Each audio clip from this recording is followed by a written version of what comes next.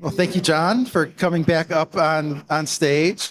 Um, so initially, when we were putting this together, the idea was to find someone who could speak from the shipper's perspective on the potential railroad acquisition, Union Pacific acquiring Norfolk Southern. And I sort of sent you a email and wanted to get your thoughts on this. And you said, I don't think anything's going to change there, so maybe I'm not the right person. I'm like, well, that's actually a really interesting perspective because I had the other perspective, which we just heard a minute ago, that I thought, well, maybe that would cause an increase in intermodal volume. So we'll get to that. But before we get to that, just want to hear a little bit of an overview of some of your experience. You've managed a couple of different CPG supply chains over your career, Hey guys, Unilever, and we're back also in at section. Henkel. We can And bring give it us just a down. little bit Thank of you. an Hey guys, overview we're back in of section. If you guys can some of the circle. complications Thank you. of managing a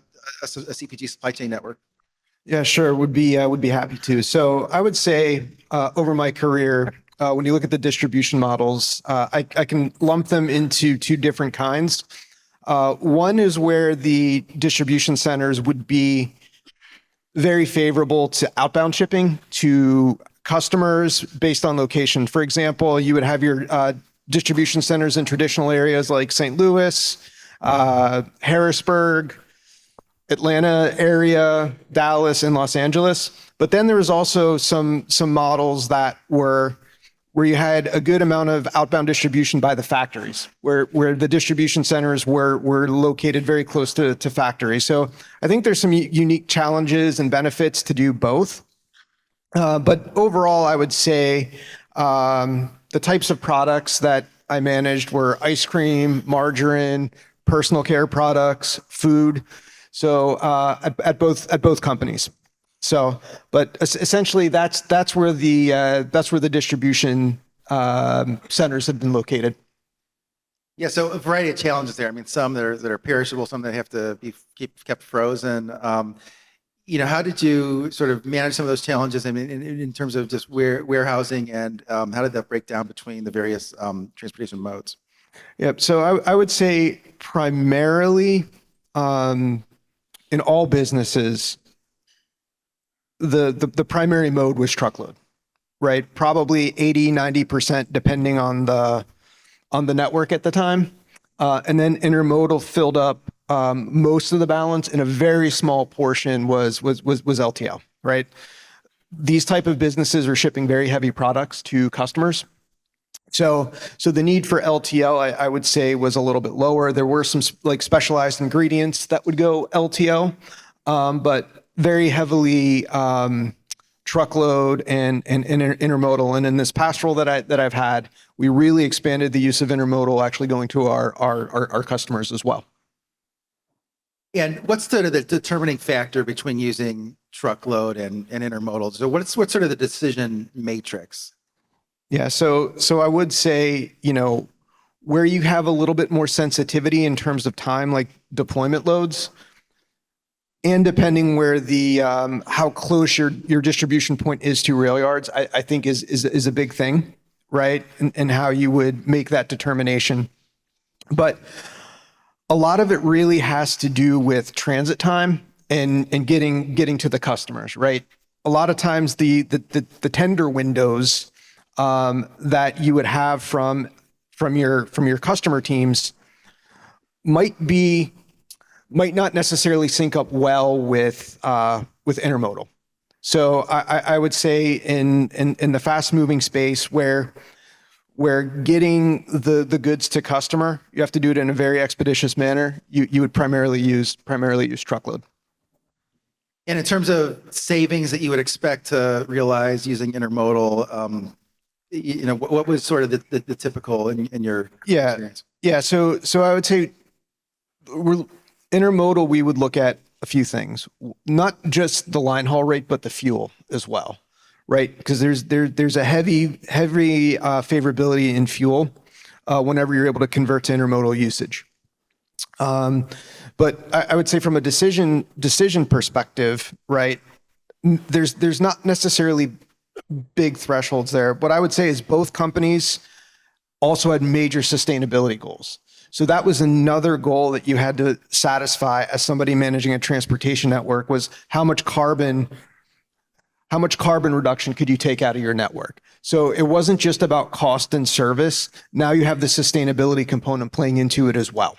So it was kind of a three-level decision-making process. Yeah, that's interesting. I mean, particularly on the CPG industry, since it's consumer facing, it seems like they want to demonstrate that in addition to just being a good environmental steward. I wanted to, ask you about intermodal service. I mean, also the intermodal service that you were promised over your career, versus what was delivered. How would you characterize that? I would say it's actually been pretty positive. I know we'll talk about COVID in this discussion, but during COVID, I think all bets were off on what service you would get through intermodal, right? Which terminals were closed, which were not. But I would say now that the transit times and the transit days have been very stable. And in fact, that's been one of the ways that we were actually able to sell intermodal going to a retailer, was the fact that, and I'll just use the example, Salt Lake City going into the Los Angeles area. So the truckload transit going in was very similar to the intermodal transit that we were promised. So that had been very, very successful. So I would say for the most part, in the past 2 to 3 years, it's been very stable. But I would also say, just to the other comment there around sustainability offerings, there are some retail partners that are very interested in that as well. So that was one of the ways that we were actually able to sell in intermodal going to a retailer, was the goods coming to you will be able to reduce X amount of carbon, right? So I think sometimes when you do look at cost, service, sustainability, you might have to be a little bit influential on the back end as well, because if there's a major difference in the amount of inventory a retailer has to take on, that could be a breaking point. But you might actually find some out there that are actually supportive. Yeah, that's interesting. So you have to avoid the fees by doing what the retailer wants if you're a CPG company. Some of the memorable things from the pandemic were related to CPG. Like, one of the things was, I remember Kraft Heinz saying that at any given time they do not have some ingredient, they do not have some form of packaging. I remember some companies hoarding aluminum cans.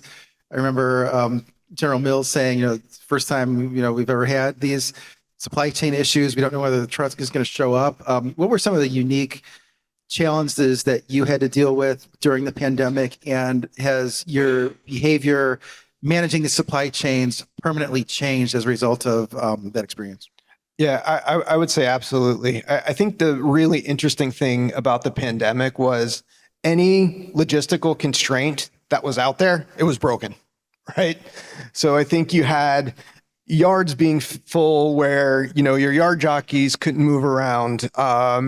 You had factories, lines being shut down because trucks weren't coming to pick up the goods. We already talked about the rail spurs, right?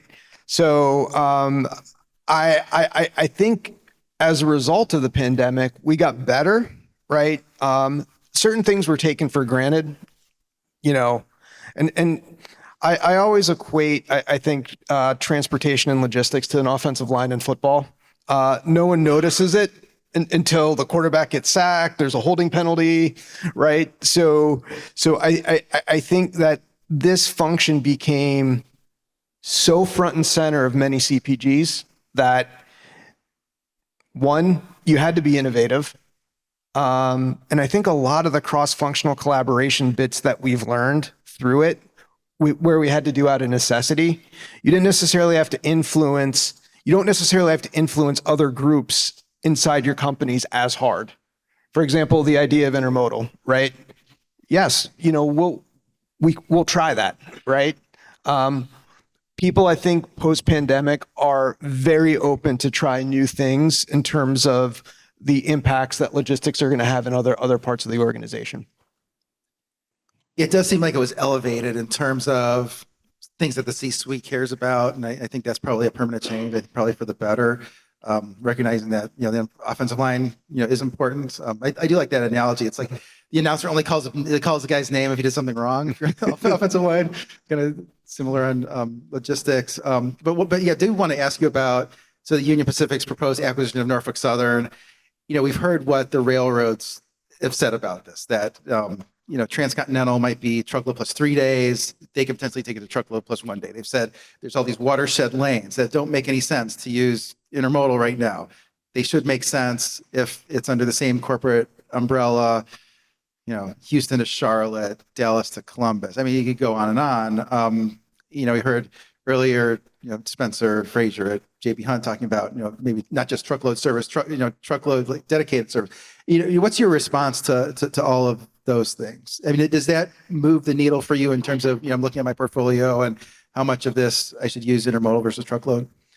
Yeah, I think this is a very interesting question, because when you look at from a CPG landscape, what the major discussion points have been over time have been, wow, I never realized that the US was a growth market until the pandemic, right? Because it essentially took a time where half a point of growth to a point of growth was considered a great year for a mature environment in a mature market, right? Then we saw the growth explosion.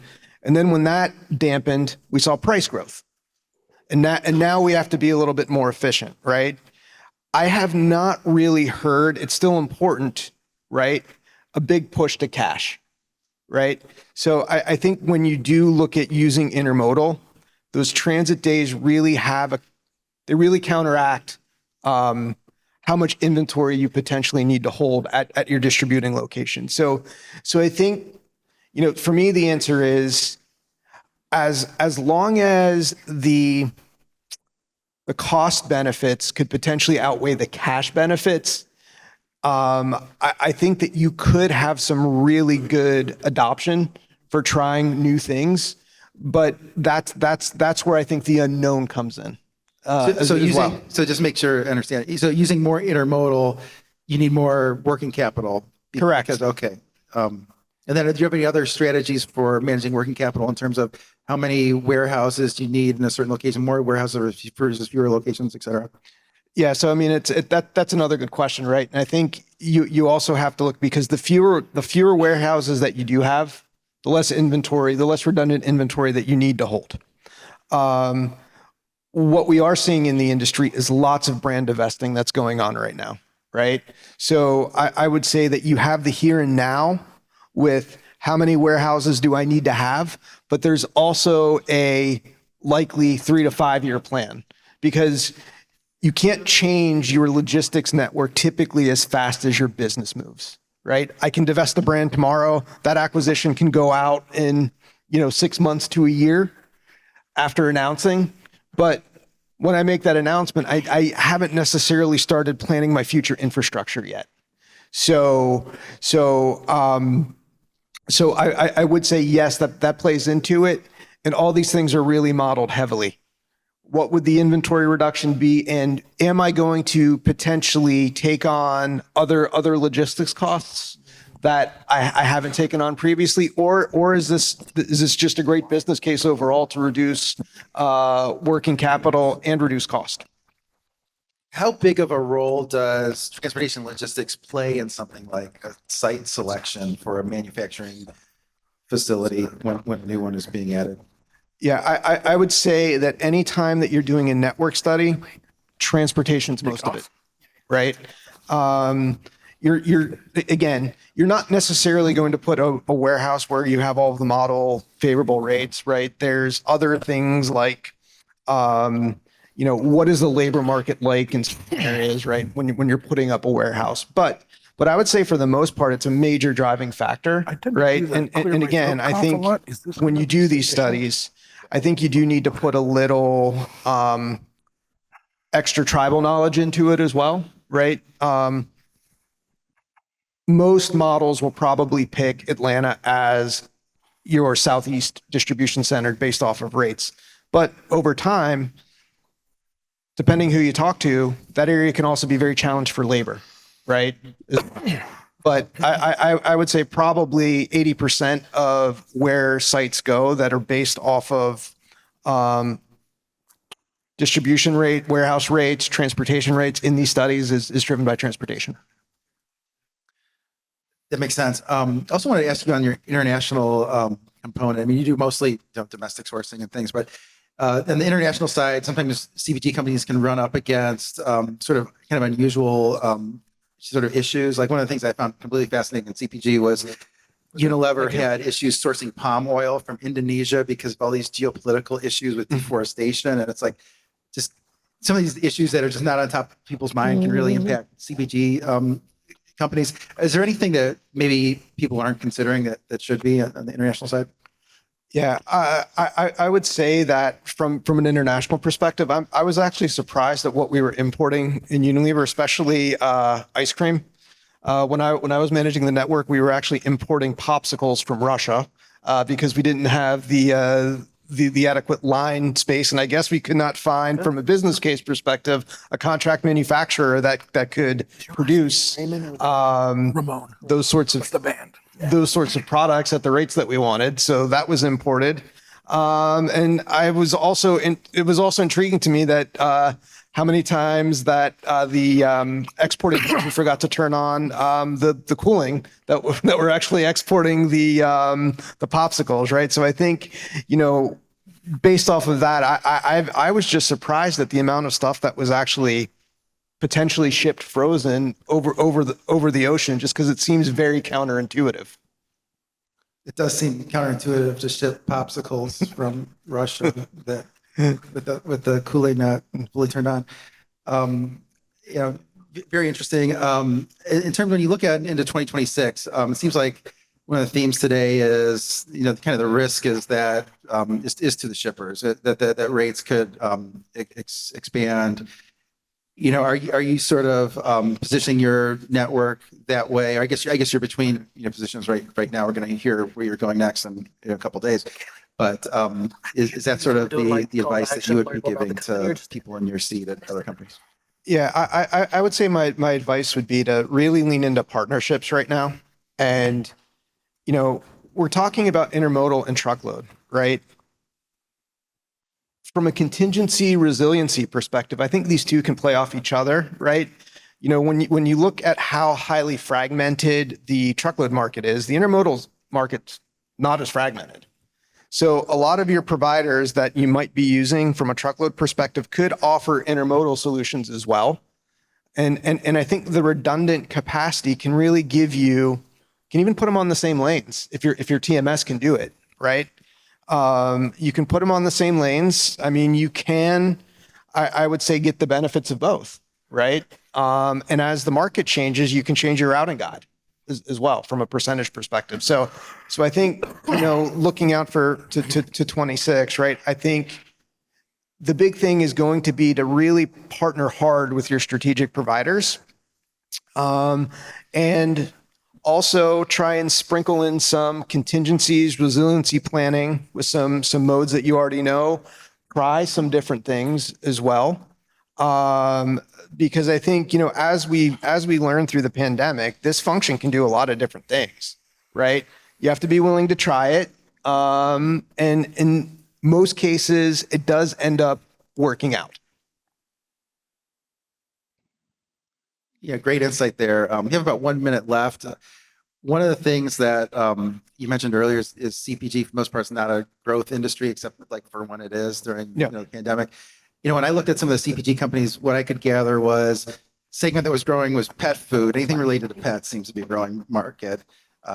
Anything related to healthy lifestyle, vitamins, or healthy products, protein, keto, and things like that. I mean, from your perspective, I mean, what are some of the other growth areas in CPG, and what are declining markets? Yeah, I mean, I think that you hit them all. The one thing that had been growing had been brands related to sustainability as well, right? I think you got the health. Everybody wants to treat their pet like a member of the family, including, I guess, with the food. But a lot of the social missioning stuff around sustainability. Companies that really take a big part in that have also ended up fairly successful over the past few years. Great. Well, thanks very much. Please join me in thanking John.